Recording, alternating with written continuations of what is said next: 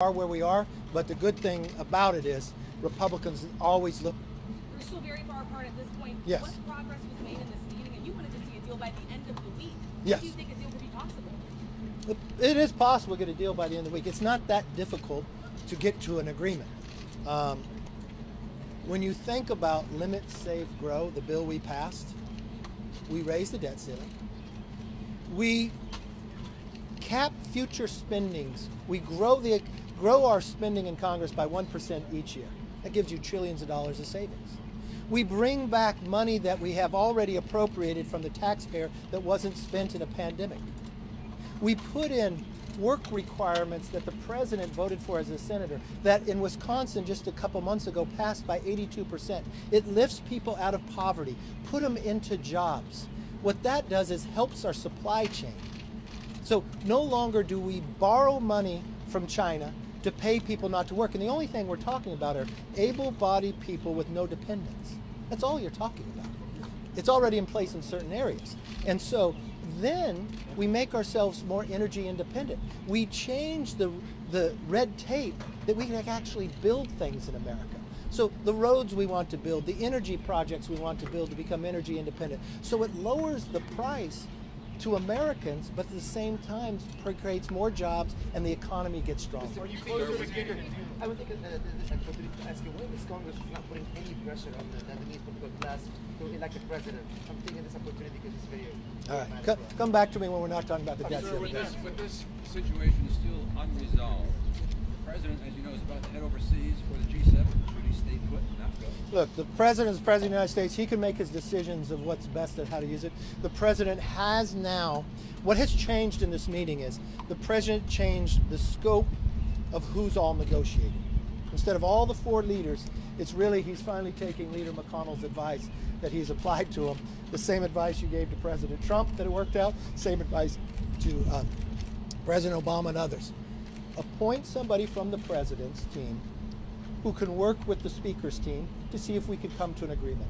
That is what the decision was made in this meeting. So the structure of how we negotiate has improved. So it now gives you a better opportunity. Even though we only have a few days to get it done, had we done this back 97 days ago, we'd already have a bill passed. Yes, ma'am. The White House keeps slamming Republicans for cuts to veterans benefits. My understanding is the Appropriations Committee rolled out funding that is $18 billion above fiscal year 2023 levels.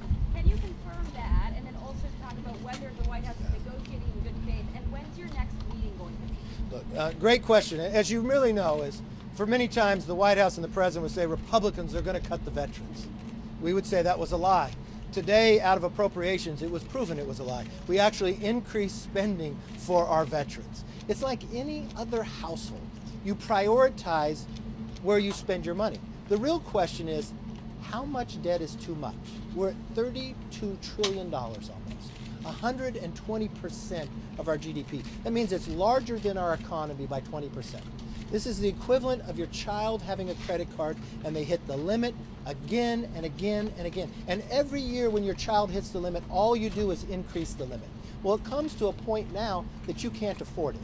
So do you just increase the limit again, or you actually take a serious thought of where you're spending your money? You're still going to fund the things that are most important to you, but you're going to eliminate the waste. Maybe you don't go to Starbucks every single day. Maybe you don't waste the money there. The president just now appointed individuals we will set. I would like to meet today, actually, and just start meeting until we get this done. Yes. Well, that's all up for negotiation. Inside the Republican bill, we lifted it for $1.5 trillion. I mean, when you think about it, the spending has gotten so far out of control. We already borrowed $1 trillion this year. And think about what that means to the average American. We are borrowing money. We are borrowing your future for things that are being wasted upon today. For more than $1 trillion, that means China is funding this. We need to change that behavior and make America stronger, less dependent on China, and actually curb inflation. Yes, sir.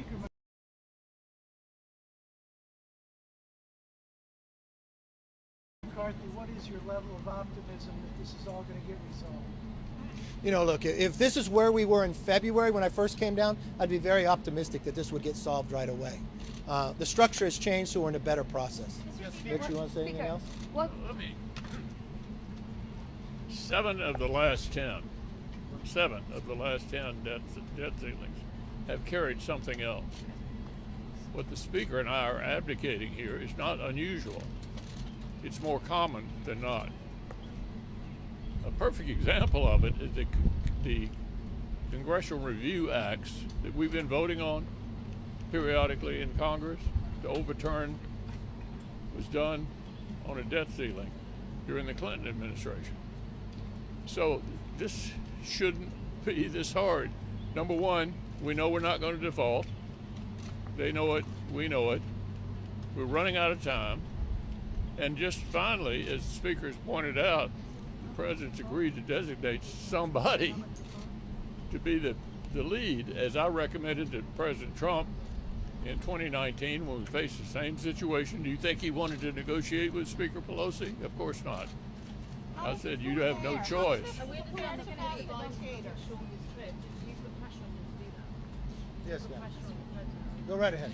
Can you talk about your discussions during the meeting on the work requirements? Are you just discussing TANF changes now, or is Medicaid SNAP requirements still on the table? Look, I'm not going to negotiate with all of you. We know where we need to get to. We know what bill we have passed. Look, the way the founders have developed this country, which is an unbelievable country, you lend your voice to your elected officials.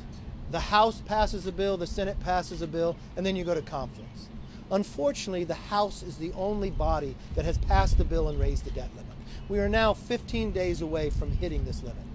Republicans didn't sit back and wait till Janet Yellen told us when the deadline was. We passed it long before she ever said June 1st was coming, because we didn't want to put America into jeopardy like this.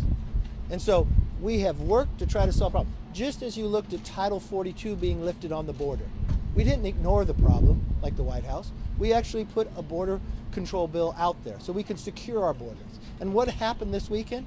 A person on the terrorist watch list from Afghanistan was just coming across this border. Why? You know, we caught more people in the month of February on the terrorist watch list than we caught the entire time of the last administration.